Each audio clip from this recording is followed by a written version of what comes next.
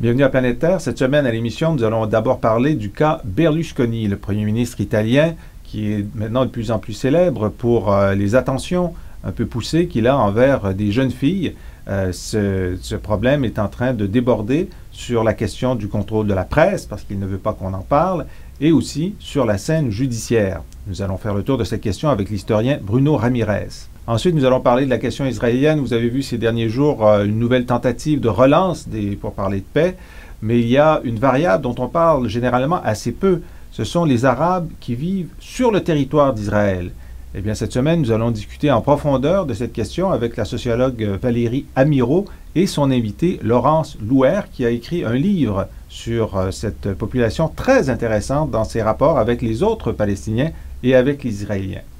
Et finalement, dans notre série Vers Copenhague, nous allons discuter avec le géographe Pierre André d'un livre qu'il a lu pour nous, Développement durable, un bilan.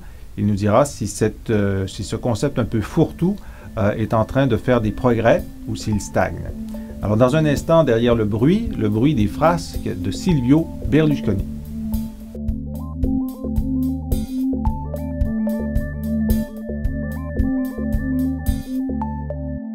Derrière le bruit, on va vous parler d'un personnage qui est surnommé en Italie Il Birichino, ça veut dire le polisson. Alors, vous avez reconnu, on parle de Silvio Berlusconi, qui dirige le gouvernement italien depuis 1 an et demi, qui avait été également président du Conseil quelques années auparavant, qui est un phénomène politique, un phénomène de pouvoir et un phénomène de scandale.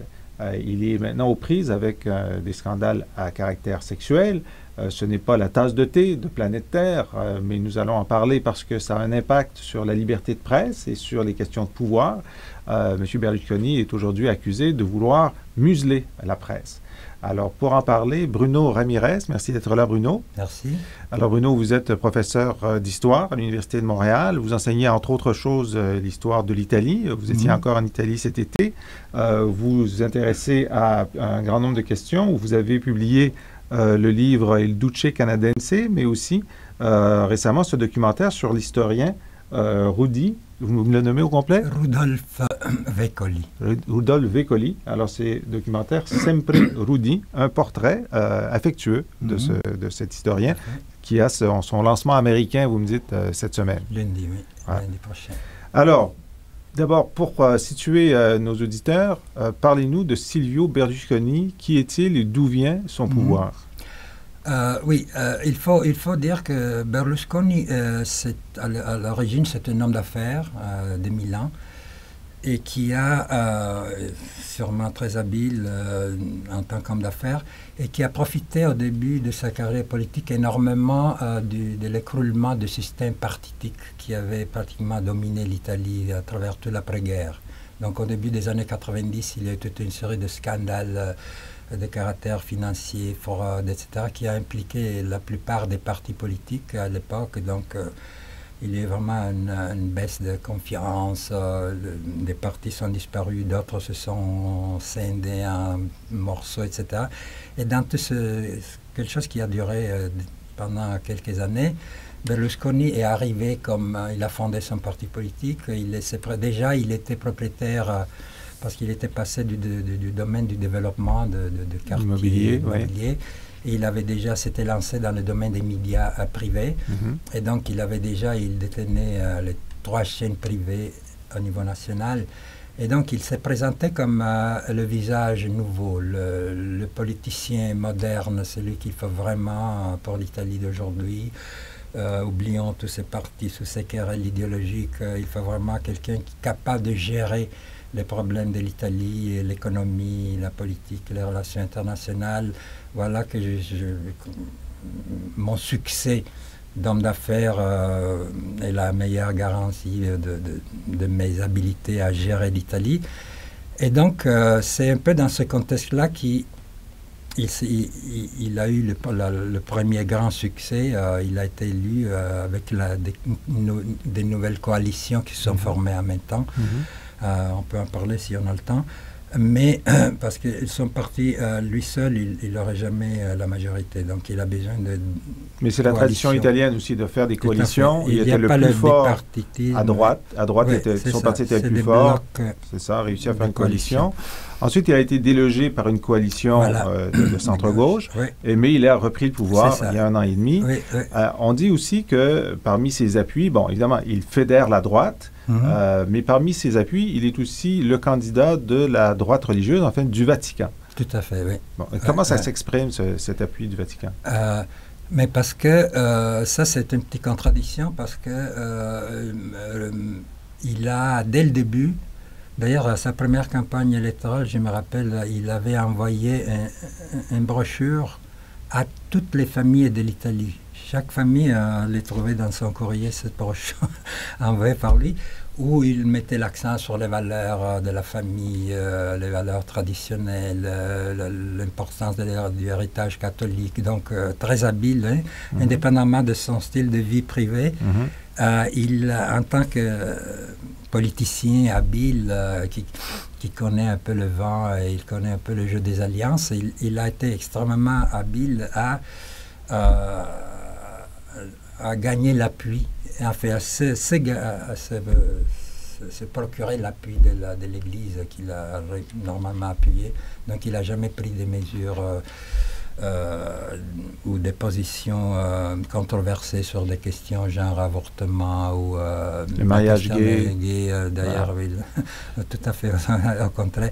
Donc, mais en mettant vraiment beaucoup l'accent sur les valeurs traditionnelles, la famille, la foi, toutes ces choses-là. Bon, alors vous avez dit, Bruno, c'est une contradiction parce qu'effectivement, donc on a toujours su que Silvio Berlusconi aimait les jolies femmes, il ne s'en cachait pas, il faisait des remarques un peu grivoises. Mais là, cette année, émerge un scandale important. Qu'est-ce qu'il y a de neuf cette année? Alors, il y a une pratique qui, Berlusconi, à cause de ses préférences sexuelles et ses goûts, il a amené pendant longtemps, ça vaut la peine d'en parler rapidement, c'est le phénomène des velline. La vellina, qui est devenu un des termes les plus populaires en Italie, en français, c'est le papier de soie. Papier de soie. C'est qu'on mettait à l'époque quand on tapait à la machine pour avoir une copie. Non? Alors, ce terme-là a été utilisé, ça fait déjà plusieurs années, dans la culture télévisée italienne, pour faire référence aux jeunes filles, dans des émissions d'ordre d'entretien, etc., entoure le conducteur, jolie fille, souvent mini-jupe, etc.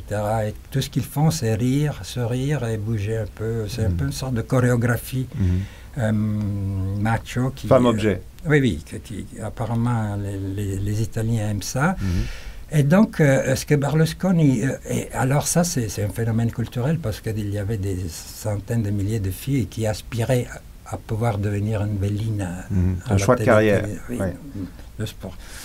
Et donc, on a commencé à découvrir, grâce à la loi qui permettait à des juges l'écoute électronique, plusieurs cas déjà l'année passée où Berlusconi a recommandé, il téléphonait directement à des directeurs de la télévision publique pour dire, écoute, il y a cette et cette fille-là, engageons-la parce qu'elle est bonne, etc. etc.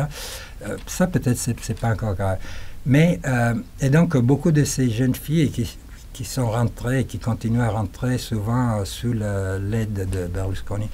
Mais ce qui devient ensuite grave, et ça c'est plus récent, c'est que plusieurs de ces vellinées, ces filles-là, ensuite ont été envoyées comme candidates au Parlement d'Europe. C'est ça, sur les listes de candidates pour le Parlement européen, voilà. pour le parti. Elles sont candidates. Voilà, et il y a aussi de jolies femmes dont on pense qu'elles ont été, qui ont eu des relations avec Silvio Berlusconi, qui ont été nommées ministres du gouvernement. Voilà, et c'est la ministre de l'égalité des chances. L'égalité des chances, entre autres, qui est justement, qui a cet itinéraire. Donc, ça, c'est déjà un problème d'interférence assez grave, avec une coloration sexuelle, bien sûr, même si on ne va pas dans les détails, mais interférence de l'État dans le fonctionnement d'une agence publique, dans l'opinion publique. Alors, je vais passer parce que le temps passe. Ça. Et ensuite, on apprend qu'en fait, un caïd du sud de l'Italie qui s'appelle Tarantini a envoyé des escortes, donc des prostituées, dans les villas de Berlusconi, et est maintenant devant les tribunaux, et que Berlusconi s'intéresse à une mineure, et donc c'est là que son épouse décide de le quitter. Alors là, on passe du scandale sexuel au scandale politique, parce que la presse italienne, surtout le quotidien indépendant La Repubblica, reprend ses affaires et en parle, mais pas le reste de la presse. Comment se fait-il? Et donc, La République est connue pour être vraiment au niveau du grand journalisme national, parce qu'il y a aussi le Manifesto qui est un peu comme Libération, qui est assez à gauche, indépendant.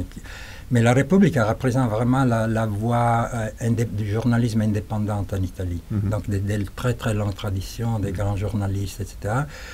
Mais si on exclut La République à ce niveau national, il y a des quotidiens qui sont, dont les propriétaires, c'est la famille comme Il Giornale de Milan, la famille de Berlusconi, ou qui sont proches aux intérêts de Berlusconi. Et le gros des autres quotidiens, peut-être un mineur comme Taille, etc., ils préfèrent de rester à l'écart de ça parce que probablement ils ont été intimidés. Et la télévision? La télévision, ça c'est l'aspect le plus grave, parce qu'en plus d'être propriétaire des 3 chaînes de télé, Berlusconi, en tant que Premier ministre avec la majorité totale, il contrôle pratiquement les 3 chaînes publiques. Donc c'est lui, son gouvernement qui décide. Donc au téléjournal, on ne parle pas de et je pense pour les spectateurs, c'est utile de donner juste un petit exemple très récent, il y a quelques jours. Prenez par exemple ici le téléjournal Radio-Canada de 10 heures. Il y a Le Point toujours. Oui, enfin des entrevues. Donc il y a un segment où il y a un responsable, le présentateur qui invite des gens, etc. Et des fois c'est même annoncé qu'il va être invité ce soir-là. Donc il y a une émission de ce genre plusieurs fois par semaine, et jours par semaine. Et tout d'un coup, plutôt qu'aller procéder avec l'entrevue prévue, plan, où il y a plusieurs invités, débats, etc., Berlusconi arrive. Il arrive, donc il s'invite. Il prend toute la place, il y a des personnes, et il va consacrer tout ce temps, qui est assez long, presque 1 heure, pour parler de ses exploits suite au tremblement de terre d'Aquila, tout ce qu'il a fait. De sa politique intérieure, et donc accuser les gens, accuser ceux qui l'ont critiqué de ne pas... Donc ça vous donne une idée du niveau de pouvoir, et ça c'est dans une des chaînes publiques, c'est pas une de ses chaînes à lui, parce que ces chaînes à lui, c'est vraiment dégoûtant. J'étais là souvent à voir comment le présentateur parle de lui avec un sourire, les yeux... Très, très obséquieux. Oui, donc... alors, est-ce qu'on peut dire, donc, que l'opinion publique, parce que de ces scandales, on en parle à l'étranger, la BBC en parle, le Nouvel Observateur, El País en Espagne, est-ce que les Italiens sont au courant? Maintenant, je dirais que oui, parce que beaucoup de journalistes indépendants et des voix importantes de la culture italienne, comme Umberto Eco, comme Dario Fo, qui est le prix Nobel littérature il y a quelques années, beaucoup d'autres qui sont moins connus, mais qui ont pris des positions publiques. Et donc, il y a déjà tout un mouvement qui s'organise. Maintenant, c'est toujours à l'extérieur de ce parapluie. Il n'y a pas de relais médiatique majeur. Quand même, il y a des façons pour faire circuler les choses, des positions qui ont été prises. Déjà, jusqu'à hier, il y avait déjà 500 000 signatures pour une pétition, justement, sur la liberté de presse. Bon, alors parce que Berlusconi, lui, s'est retourné contre les quotidiens qui publiaient ces informations. Les menaces de poursuite de 3 millions d'euros, et il y a même l'Organisation pour la sécurité et la coopération en Europe, l'OSCE, qui est une organisation multinationale européenne qui voit au maintien des droits et libertés, qui a envoyé une lettre, c'est la première fois qu'on voit ça, au Premier ministre Berlusconi pour se plaindre de sa volonté de cadenasser l'information en Italie. Oui, parce qu'à la limite, on pourrait même rire, comme beaucoup d'Italiens le font, rire à tous les exploits sexuels, etc. Mais ici, ce qui est en jeu, c'est vraiment l'élément de base d'une démocratie, c'est la liberté d'expression. En France, c'était en 1832 qu'on avait aboli le crime de lèse-majesté. Et donc, l'idée qu'on puisse critiquer ou soulever des questions face au premier, ça, c'est inacceptable et c'est vraiment le danger que la liberté d'expression est vraiment est en train de disparaître. Alors, c'est ce qui inquiète beaucoup les Italiens. Et les associations internationales de journalistes. C'est là. Bon, alors, il y a les journalistes et il y a aussi les tribunaux, les juges, les juges d'instruction. Alors, on sait que Berlusconi s'est battu, a résisté, a survécu à une vingtaine d'accusations de la part des juges. Il est en guerre contre les juges. Ouais. Mais là, puisqu'il y a cette enquête sur la personne qui lui fournissait ses escortes, et que cette personne-là est aussi liée au trafic de drogue et est aussi liée à la mafia russe, il y a une question qui se pose. Il y a un moment où, parce qu'il y a des écoutes électroniques avec les escortes de Berlusconi, il y a un moment où cette enquête va déboucher sur Berlusconi. Ouais. Alors, est-ce que là, il y aura un moment où Berlusconi sera obligé de répondre aux questions ou est-ce qu'il va encore pouvoir s'en tirer? Jusqu'à présent, il a réussi toujours à s'en tirer parce que comme il a la majorité absolue, par exemple, il a fait avec une loi, c'était sûr qu'il allait être incriminé suite au témoignage en Angleterre de David Mills, je pense, qui justement avait déclaré d'avoir reçu de l'argent pour falsifier des données, etc. Et cette enquête a été bloquée avec la loi qui est passée l'année passée où on exempte les premières 4 personnalités politiques du pays. De l'Italie, donc le président de la République, le président du Conseil, lui, le président du Sénat et le président de la Chambre. Donc il est au-dessus des lois, tant qu'ils sont au pouvoir. Et donc il a intérêt à rester jusqu'à son décès. C'est pour ça qu'il vise la présidence de la République. D'accord.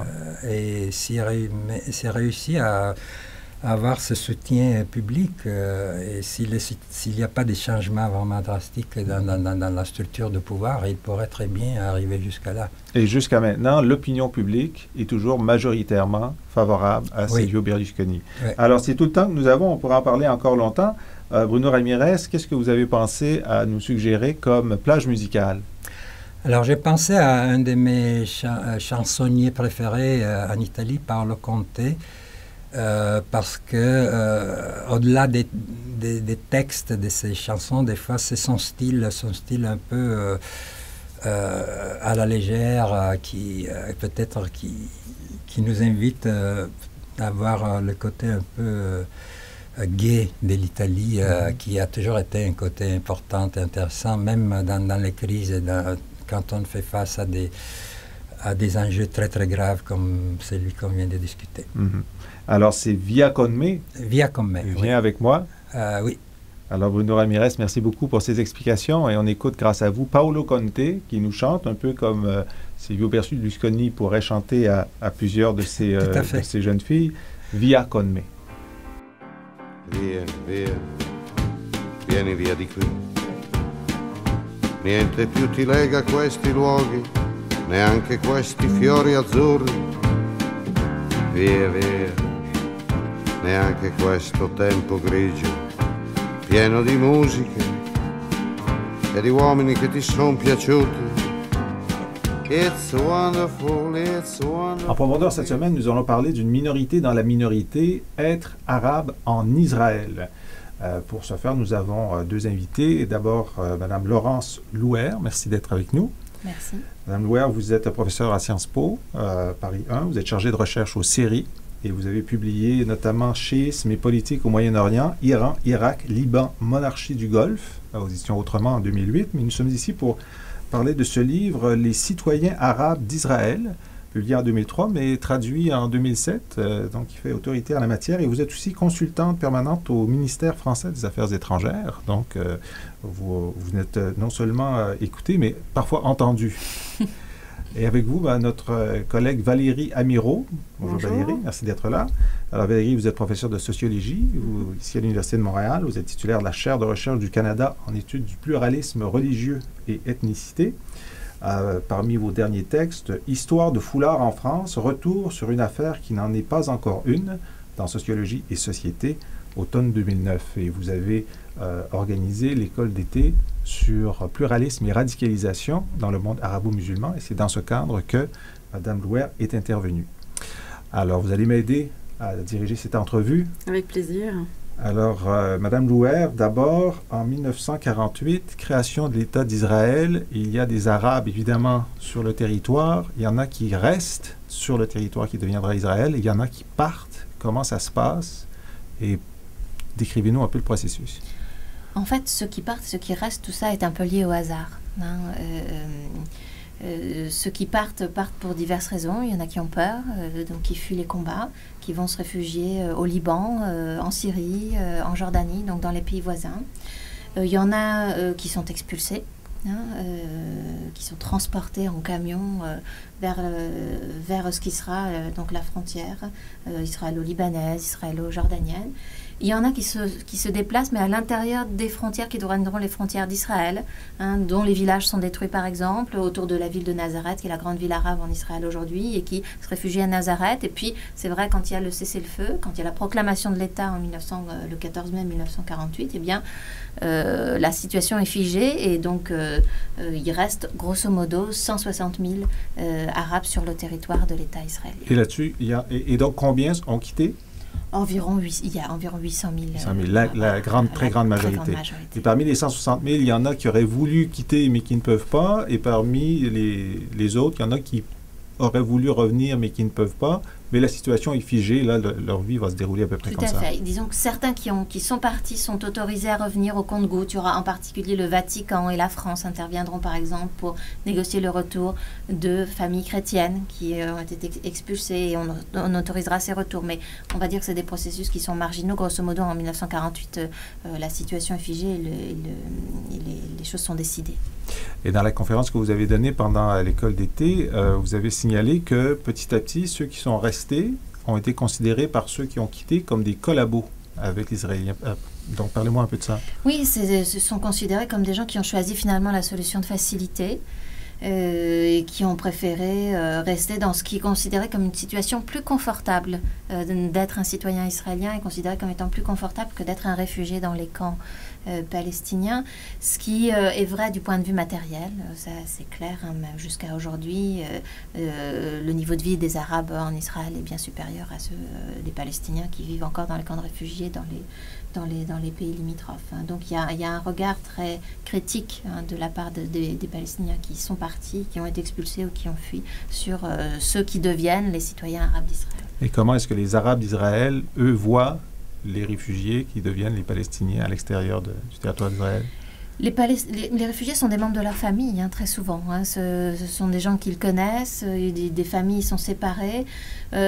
Pendant très longtemps, ils ont espéré qu'ils pourraient revenir, qu'ils pourraient les faire revenir, mais avec le temps, ils se sont rendus à l'évidence que ça n'aurait pas lieu. Et vous disiez que les diplômés palestiniens, les diplômés arabes d'Israël, leur principal employeur, c'est l'État. C'est l'État israélien. Ouais, donc, ils sont en un certain sens au service, pour beaucoup d'entre eux, de l'État israélien. Tout à fait. Ils sont dépendants. De l'État israélien, à bien des niveaux. Valérie?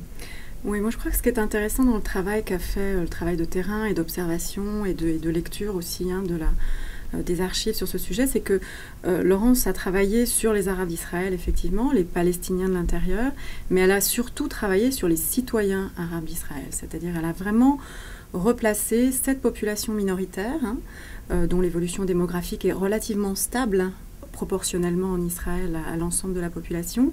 Et elle a travaillé sur les compétences, en quelque sorte, et les stratégies qu'ils ont au cours des 60 années qui nous séparent de la création de l'État d'Israël pour accéder a une voix en politique.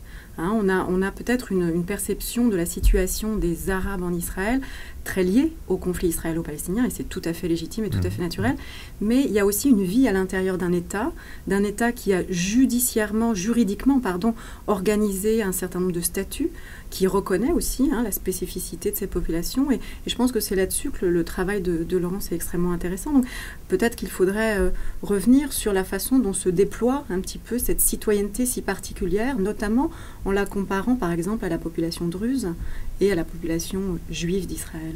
C'est vrai que en Israël, il y a une citoyenneté israélienne, et puis il y a différentes nationalités, ce qu'on appelle les léom en hébreu, ce qui fait que parmi les citoyens israéliens, il y a 3 catégories, 3 nationalités, les juifs, les arabes et les druzes. Alors la catégorie druze est très intéressante à analyser en effet.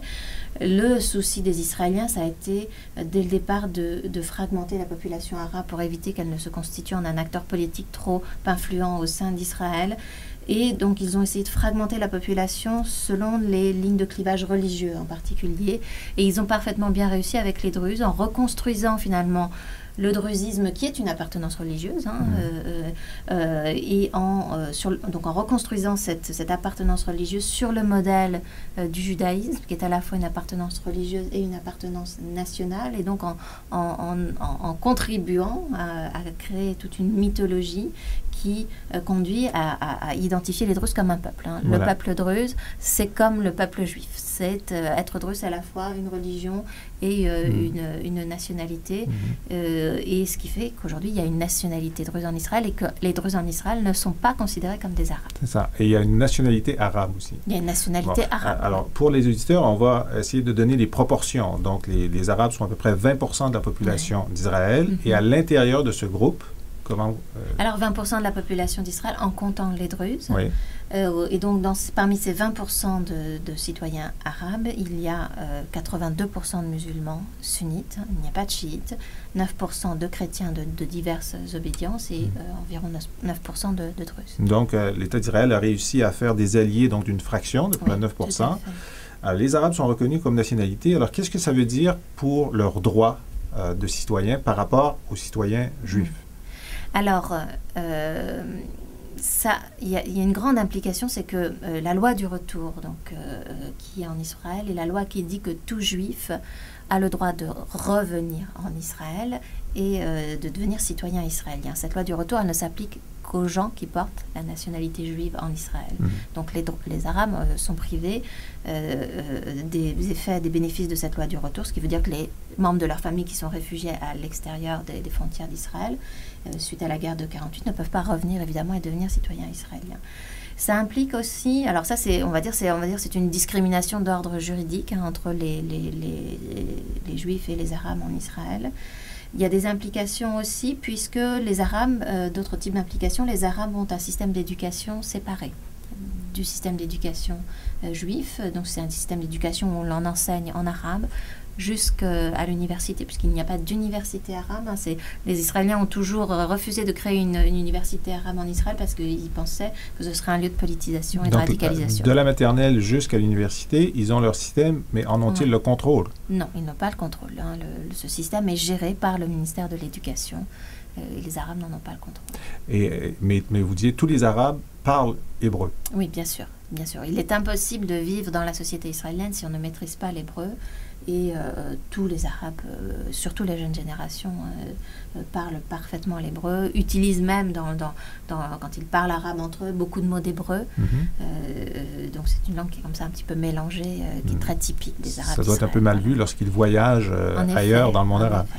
Alors, la condition du citoyen israélien idéal, c'est le citoyen soldat. Donc, participation à Tsahal, l'armée israélienne. Mais qu'en est-il pour les Arabes? Alors, les Arabes ne sont pas soumis à la conscription militaire obligatoire. Seuls les Druzes ont accepté ce principe pour les hommes de la communauté. Alors, il faut peut-être rappeler pour les auditeurs que la conscription, c'est donc obligatoire pour les hommes et les femmes dans certains cas, que ça dure 3 ans ou moins. Donc il faut peut-être aussi. Oui, donc c'est 3 ans pour les hommes et 2 ans pour les femmes.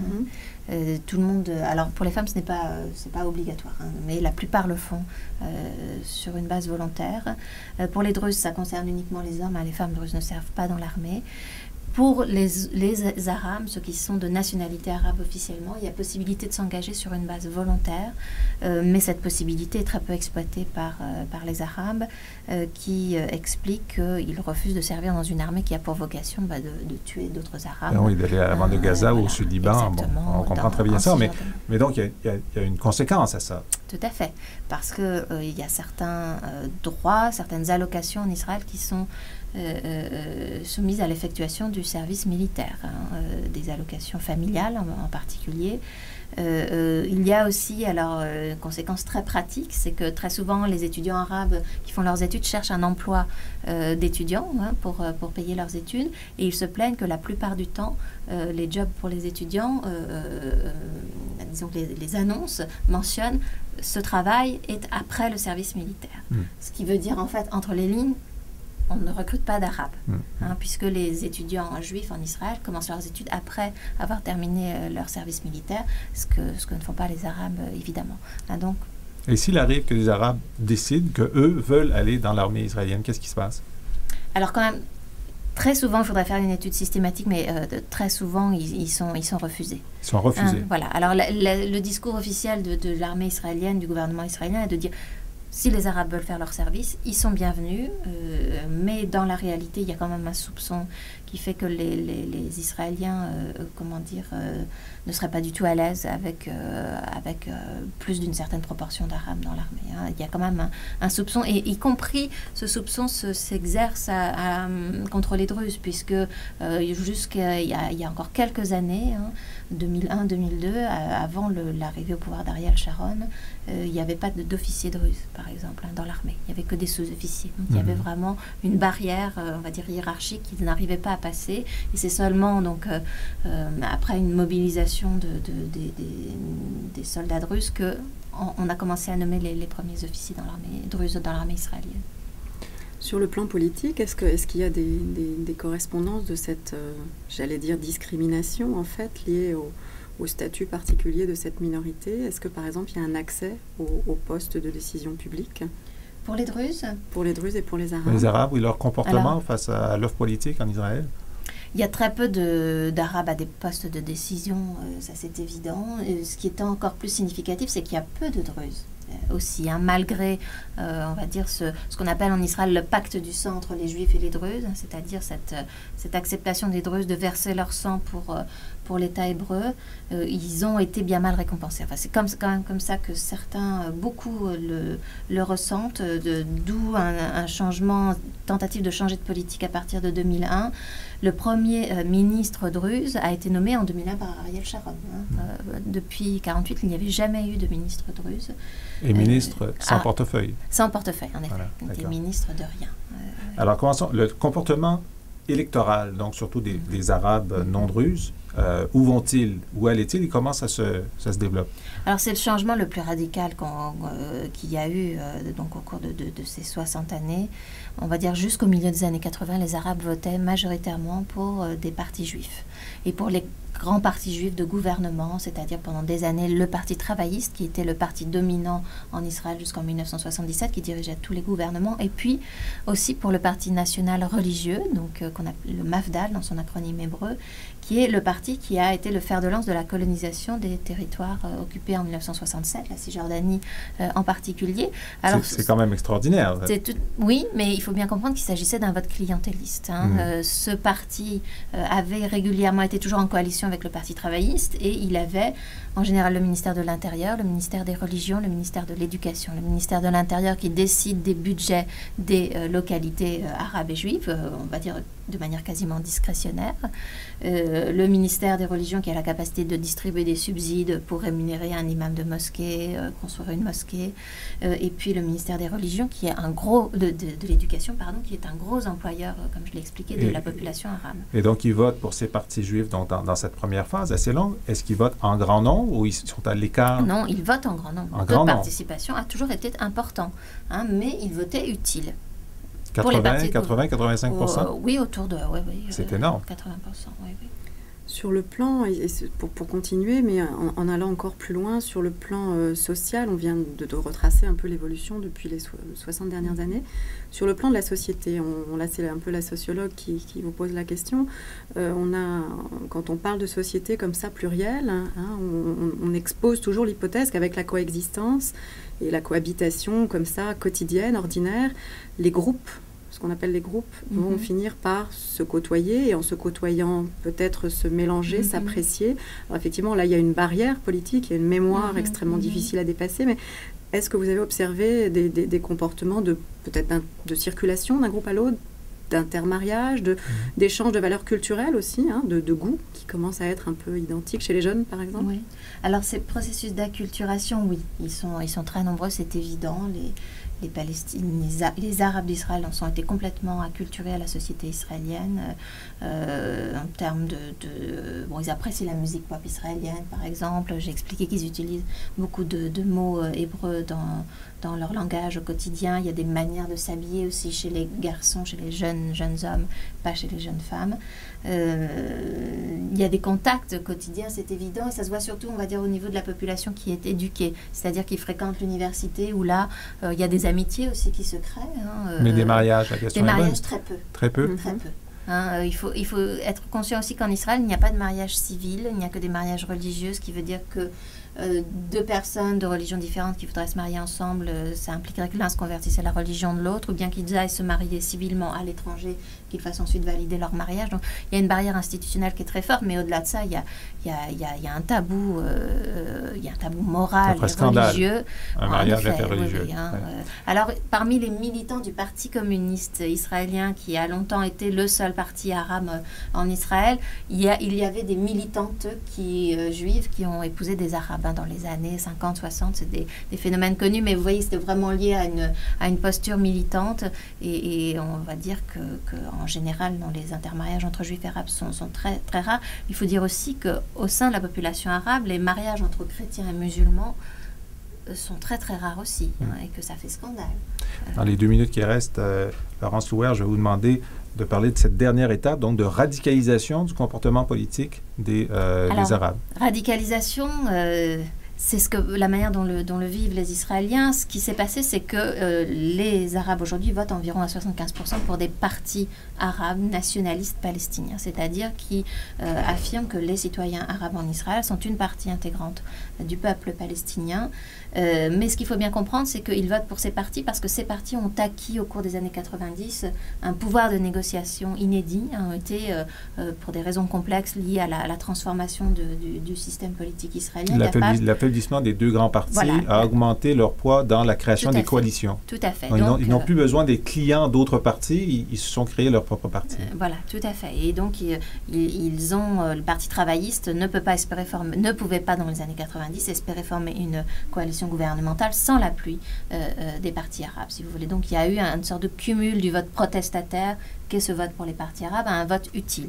On peut à la fois protester et être utile, mais on va dire ce qu'on appelle la palestinisation des citoyens arabes en Israël marque en fait une volonté de la part des citoyens arabes de peser dans la décision politique, donc de s'intégrer en fait plus avant dans cette société israélienne, d'y prendre leur part plutôt qu'un retrait, si vous voulez. Il faut bien comprendre que ce n'est surtout pas un vote purement protestataire. Le vote purement protestataire n'a jamais intéressé les citoyens arabes.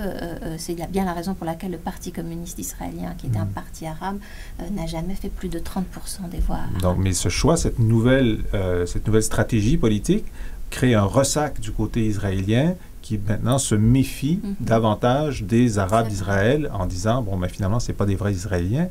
Mais je vais vous poser une dernière question sur que se passerait-il? Donc, ces partis nationalistes arabes sont favorables à la création d'un État palestinien, mais dans le cas de la création de cet État, quelle est la proportion des Arabes d'Israël qui voudraient aller dans cet État ou même devenir, en restant en Israël, citoyens de cet État? La proportion est très très faible, c'est autour de 15-20% maximum.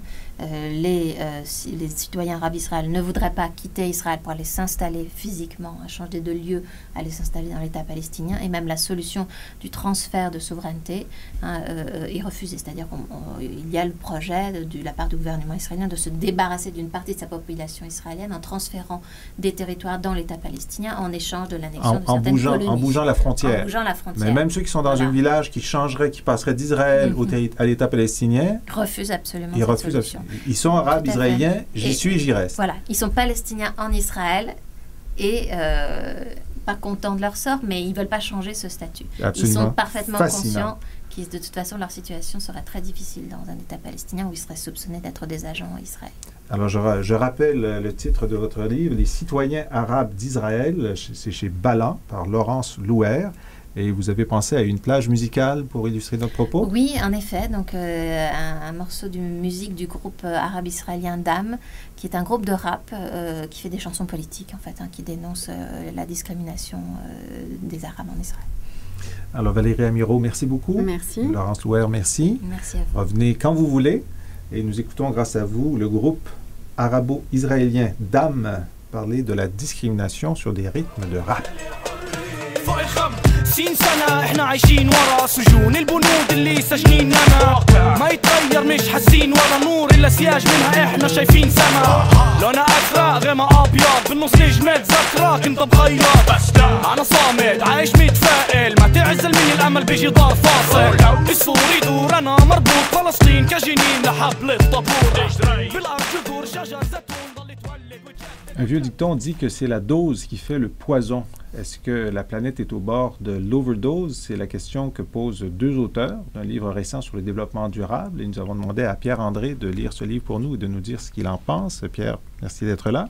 Bien. Pierre, vous êtes professeur de géographie à l'Université de Montréal. Vous dirigez le CEDRI, le Centre de développement sur la recherche internationale en environnement. Un de vos derniers articles parus est Representations of the Atlantic Rainforest and its Biodiversity through Children's Drawings, c'est-à-dire à travers les dessins d'enfants, des représentations de la forêt, comment on appelle la forêt rainforest en français? La forêt tropicale humide. La forêt tropicale humide de l'Atlantique. Alors, le livre que vous avez lu pour nous, Développement durable, nouveau bilan, c'est de Christian Lévesque et Yves Siama. C'est aux éditions Duno.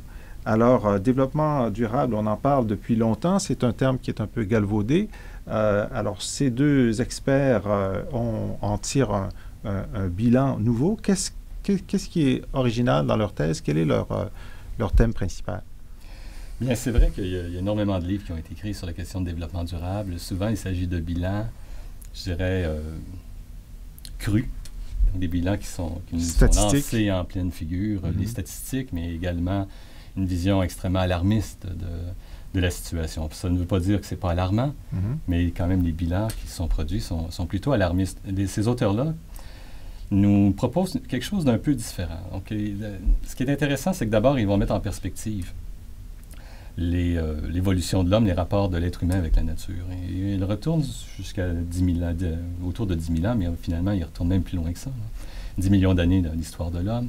Et ils regardent un peu les transformations technologiques que nous avons connues. Et en même temps, il met en perspective l'évolution démographique. Donc, ça lui permet de mettre en évidence effectivement que nous vivons une croissance démographique fulgurante, exponentielle depuis la révolution industrielle à peu près, depuis 1750. Ça lui permet de constater aussi que le développement technologique a eu des effets très positifs. Il a permis de réduire la mortalité, il a permis de réduire la mortalité à la naissance également, pas juste la mortalité.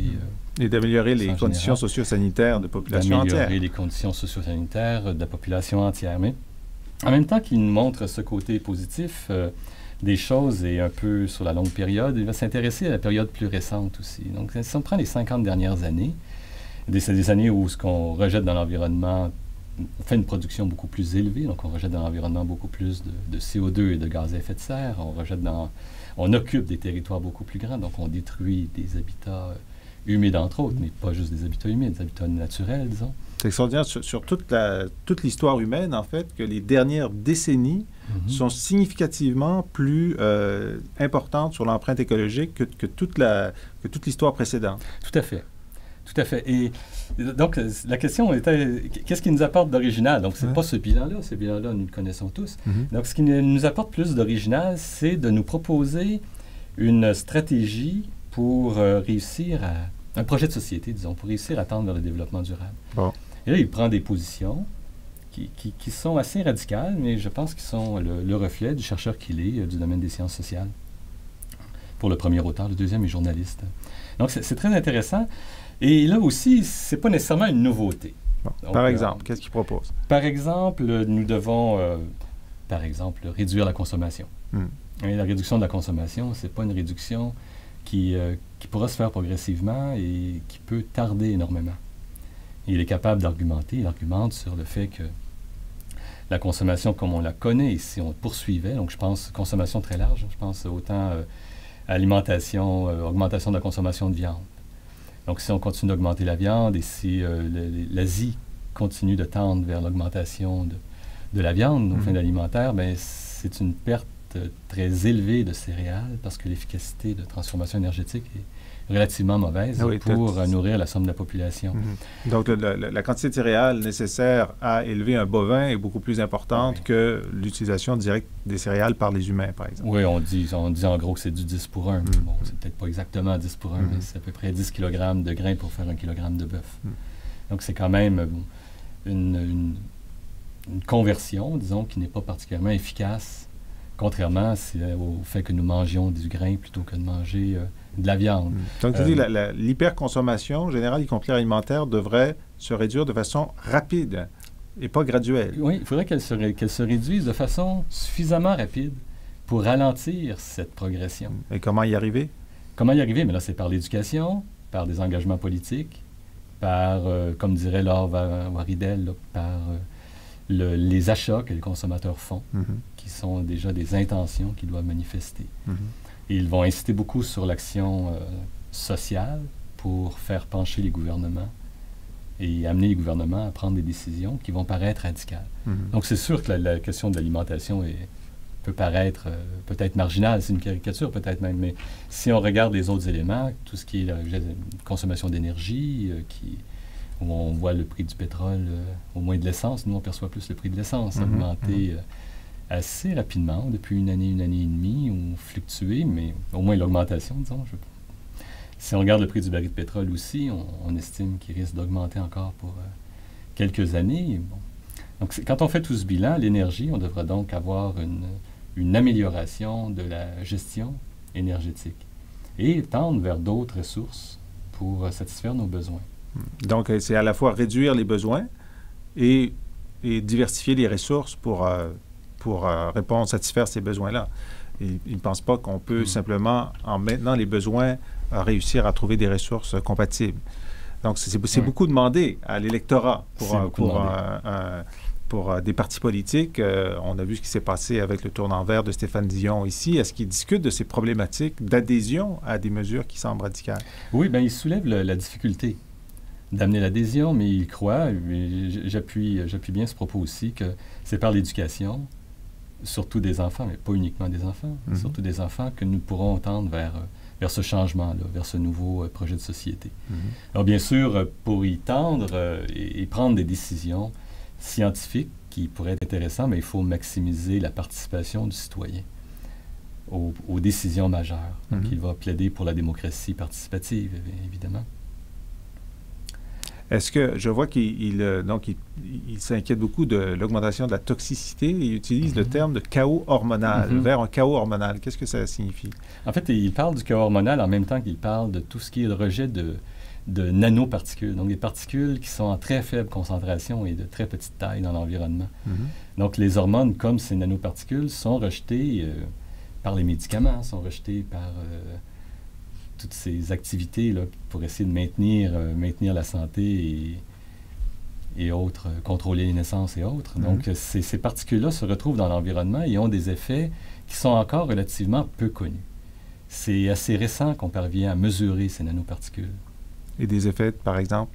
Des effets, par exemple, pourraient aller sur des concentrations hormonales anormales d'hormones féminines chez certaines espèces animales qui pourraient avoir une influence sur le rapport de genre. Donc, on pourrait avoir un déséquilibre entre un nombre de mâles et de femelles ou des hybrides, ou on voit des grenouilles, par exemple, qui sont affectées dans certaines régions. Ça pourrait être possible. Même les nanoparticules, c'est des éléments qui peuvent être présents en très, très faible concentration, mais qui pourraient avoir un effet. Et puis c'est cumulatif, là, parce que même si on en envoie des toutes petites quantités, on en envoie constamment, donc, et la chaîne alimentaire fait concentrer, c'est comme pour le mercure, fait concentrer les éléments dans la chaîne. Pour ce qui est de l'hormone, il faudrait que je vérifie si la concentration à travers la chaîne alimentaire a un sens. Je ne penserais pas qu'elle ait ce sens. OK.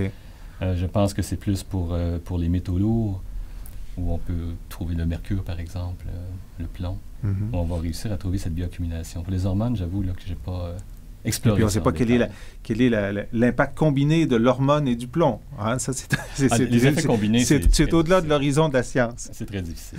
Pierre-André, vous savez qu'on termine nos entrevues avec une plage musicale. Qu'est-ce que vous avez choisi pour illustrer notre propos et pourquoi? Moi, j'ai choisi Dans les mines du Nord de Mariannick Lépine. Mariannick Lépine s'est commis sur un disque solo il y a quelques temps, et sur cette chanson, elle parle du problème des villes minières, de la fermeture des villes minières. Donc, les villes minières, c'est difficile d'en assurer un développement durable. C'est des villes qui reposent sur les gisements, l'existence de gisements. Donc, je trouvais intéressant cette approche-là qu'elle nous propose. Mariannick Lépine, qui est aussi membre du groupe Les Cowboys Fringants. Également, oui. Voilà. Merci beaucoup, Pierre-André, d'avoir répondu à nos questions. Et on écoute, grâce à vous, Dans les mines du Nord par Mariannick Lépine.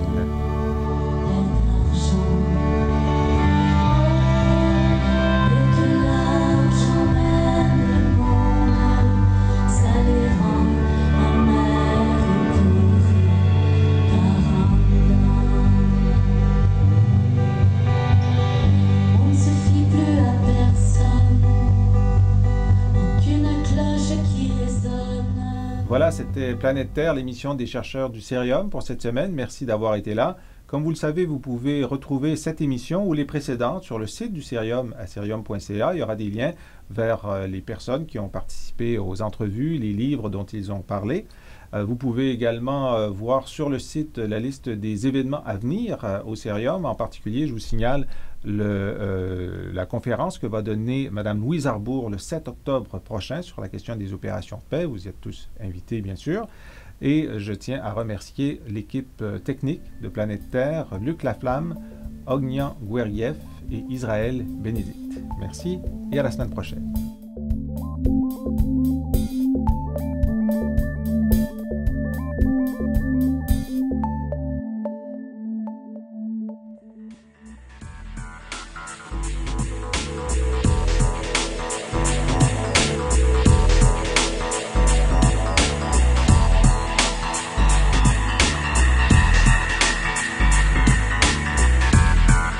Après 3 ans d'école d'été, c'est toujours aussi bien, c'est vraiment, l'atmosphère est sympathique.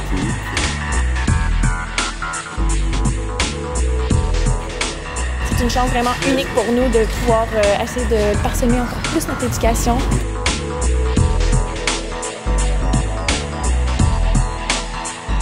Peut-être c'est le thème qui a rendu l'ambiance décontractée, mais en tout cas propice à l'apprentissage.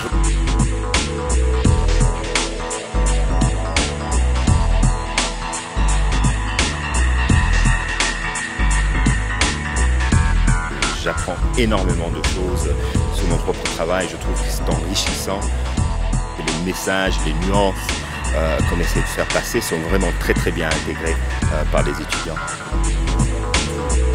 Au bout d'un moment, il se crée une espèce de communauté, ce qui fait qu'on a un certain nombre de questions qui, même si elles ne sont pas au programme, viennent traiter dans le cadre des discussions. Je me rends expert moi-même en faisant ça.